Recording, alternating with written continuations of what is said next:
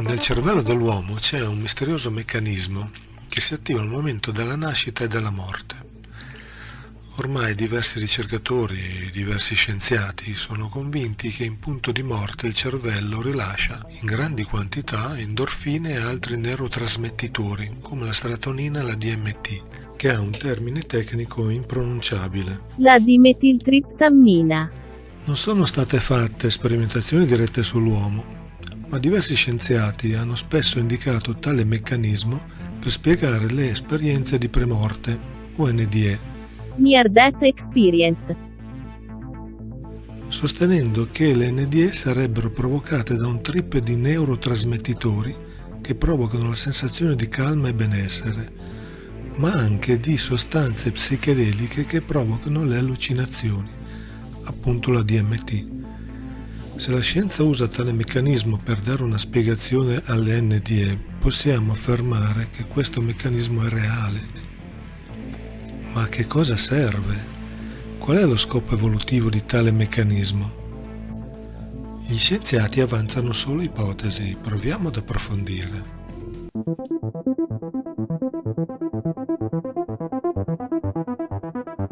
La DMT, dimetiltriptammina, è una sostanza psichedelica che provoca esperienze a sfondo mistico-spirituale. Si presume sia prodotta dalla ghiandola pineale, ma si trova anche in altre parti del corpo come il fluido cerebrospinale.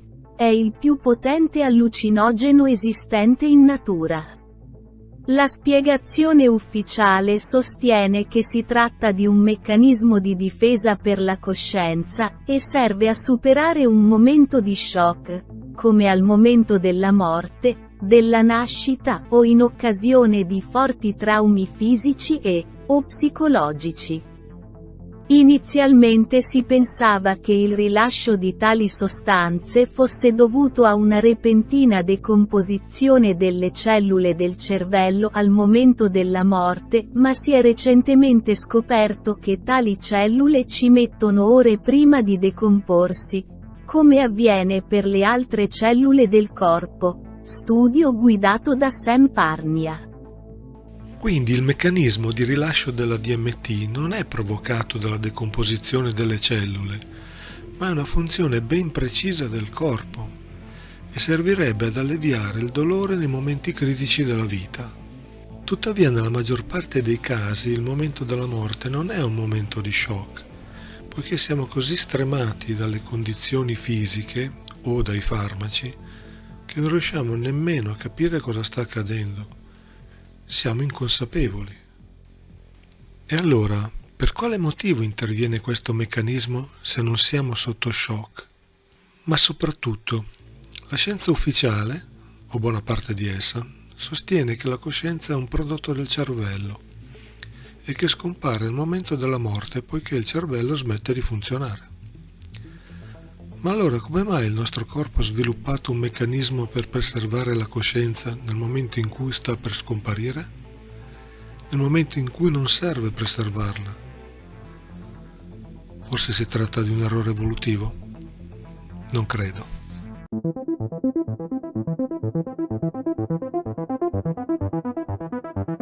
Gli effetti della DMT sono così sconcertanti che diversi ricercatori si sono adoperati nello studio, ma le loro conclusioni non hanno dato risposte. Parliamo brevemente delle ricerche all'Imperial College di Londra, le ricerche di Terence McKenna e di Rick Strassman.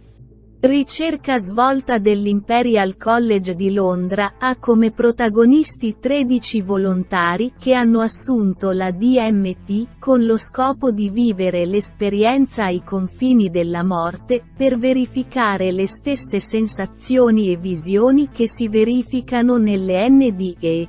Lo scopo era di dimostrare che la causa delle NDE era appunto la DMT. I volontari raccontarono vere e proprie esperienze extracorporee. unite alla sensazione di attraversare una nuova dimensione e alla percezione di una forte quiete interiore e quasi trascendentale. Insomma, testimonianze decisamente simili alle ND, e in conclusione la DMT avrebbe lo scopo di produrre un senso di benessere e favorire allucinazioni relative ad incontri con entità e rivivere episodi del passato.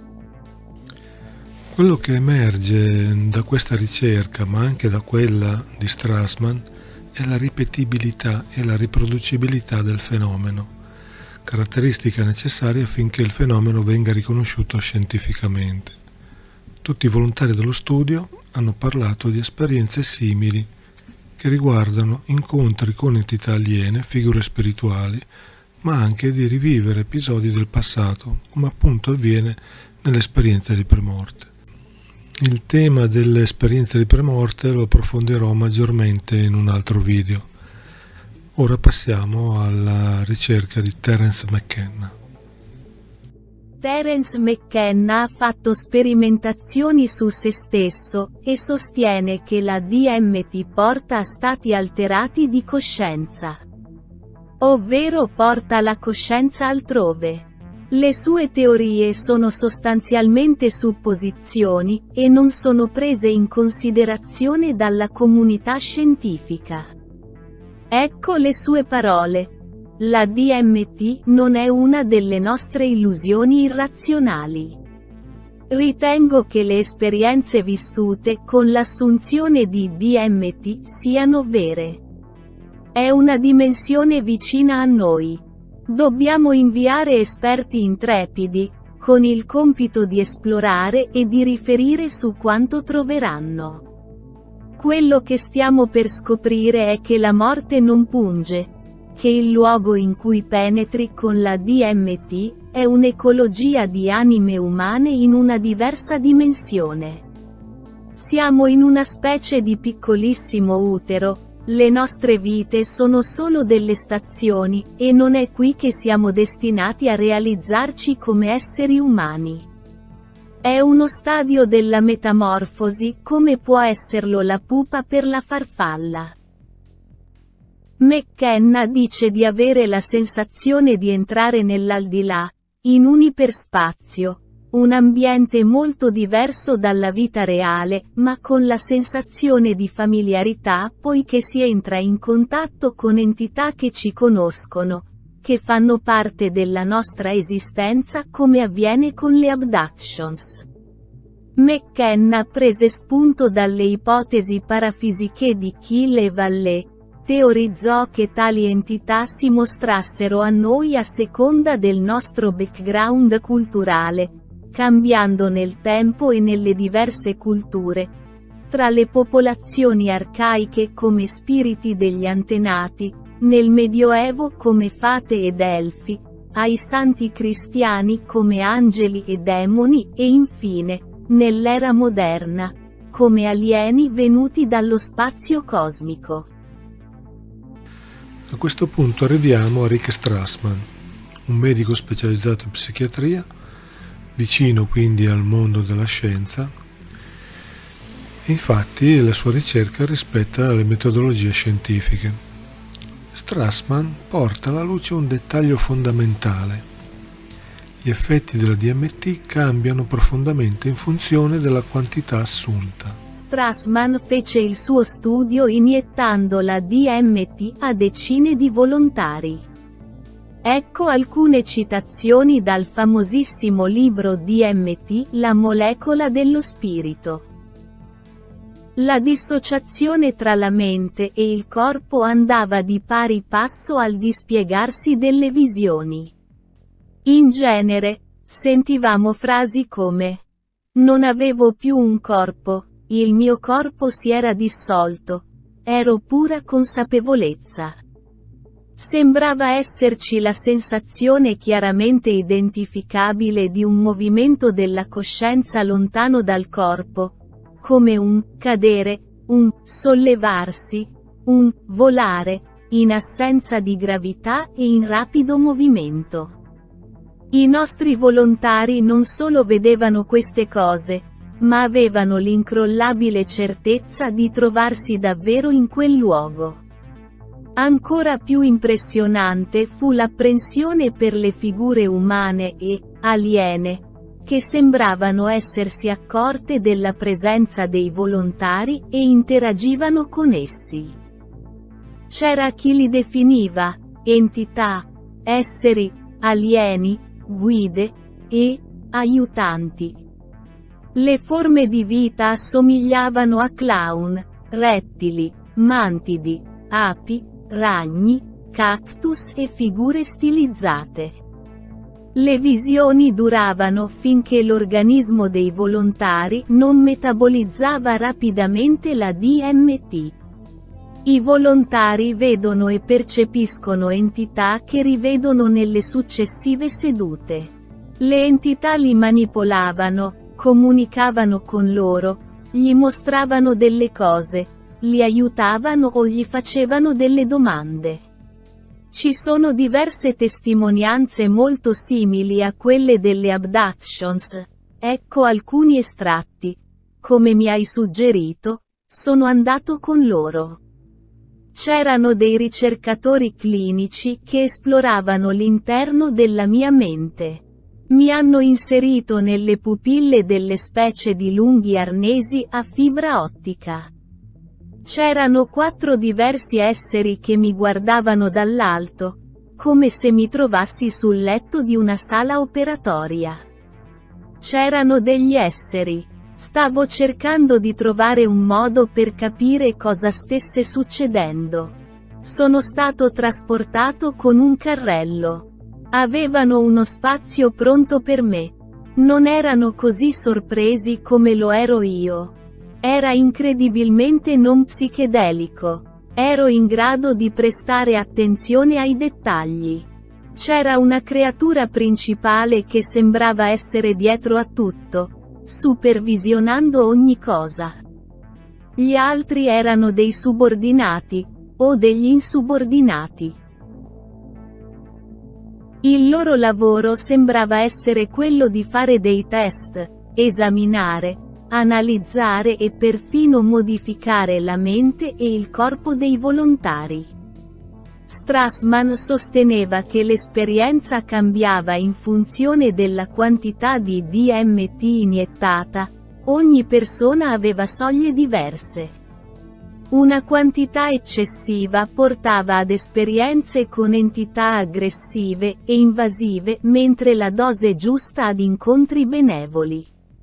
Dosi minime avevano lo stesso effetto di amplificare i processi mentali, rendendo più facile pensare e ricordare, in modo simile alle droghe o metodi usati in psicoterapia. Strassman giunge alle stesse conclusioni di McKenna. Quei livelli di realtà alternativi esistono davvero e sono raggiungibili con la DMT. Entrambi parlano di entità familiari che fanno parte della nostra esistenza, come accade nelle abduction. A tal proposito desidero citare il professor Corrado Malanga, che sostiene che la DMT provoca le stesse condizioni delle ipnosi regressive. Quindi secondo lui la DMT dicotomizza il cervello separando il lobo destro dal sinistro, facendo emergere la parte animica. Malanga critica Strassman e quindi anche McKenna, sostenendo che la DMT non è uno strumento per raggiungere gli alieni, poiché sono gli alieni che decidono come e chi può entrare in contatto con loro. Ma, e questo lo penso io, potrebbe esserci di mezzo una dimensione ingannevole. Lo vedremo nelle conclusioni. Tornando a Strassman, vediamo che nel suo libro dice chiaramente di non avere una spiegazione al rilascio della DMT al momento della morte. Secondo lui hanno senso le sostanze sedative, come la chetamina, poiché aiutano a preservare il cervello nel caso di sopravvivenza ad eventi dolorosi. Ma non si capisce per quale motivo si innescano le allucinazioni provocate, appunto, dalla DMT. Strassman conclude dicendo che è così perché è così. In altre parole, non c'è una spiegazione. Oltre ai ricercatori, dobbiamo ricordare la posizione dei mistici spirituali, che definiscono la DMT come la molecola dello spirito. Secondo loro servirebbe per agevolare l'uscita e l'entrata dall'anima dal corpo, in particolare durante il processo di reincarnazione. Secondo i mistici spirituali la DMT, definita la molecola di Dio, ha particolari funzioni legate principalmente al collegamento tra il corpo e lo spirito. La DMT fa da ponte tra il corpo fisico e il mondo spirituale. In alcune persone, anche durante il sonno, la ghiandola pineale secerne una sufficiente quantità di DMT, tale da rendere possibili esperienze particolari come i sogni lucidi o i viaggi astrali. Per questo motivo la ghiandola pineale è considerata il collegamento con il mondo invisibile, il mondo dello spirito. Gli sciamani usano un infuso a base di piante, ayahuasca, come allucinogeno nelle cerimonie per indurre stati di coscienza alterati. Tale infuso ha la DMT come principio attivo. Quindi la DMT può essere rilasciata anche durante la meditazione e durante il sonno. Robert Monroe diceva di fare viaggi astrali nella fase di rilassamento, poco prima di addormentarsi. Le esperienze raccontate da Monroe non sono diverse da quelle degli sciamani e sperimentatori di DMT. I mistici tibetani sostengono che la coscienza, dopo la morte, resta nell'aldilà per 7 settimane, 49 giorni, si aggancia al feto nel momento in cui appare la ghiandola pineale, ma come si legge nei testi di Michael Newton, la coscienza resta ancora collegata all'ambiente fra le vite, che i mistici chiamano bardo, fino al momento della nascita. Qui entra in gioco la DMT, che ha lo scopo di agganciare la coscienza al feto.